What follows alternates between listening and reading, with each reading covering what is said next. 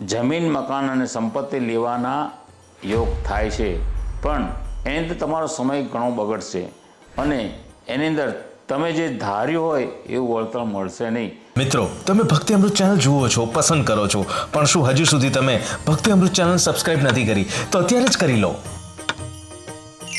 મિત્રો, ભક્તિ અમૃત ચેનલને સબસ્ક્રાઇબ કરવા બદલ આપનો ખૂબ ખૂબ આભાર. તો આ વર્ષમાં બને તો મોકૂફ રાખજો. આ વર્ષે મિત્રો ધન રાશિવાળા માટે ખાસ છે કે કોર્ટ કચેરીના પગલાં ન ચડવા પડે એવા કામ કરજો.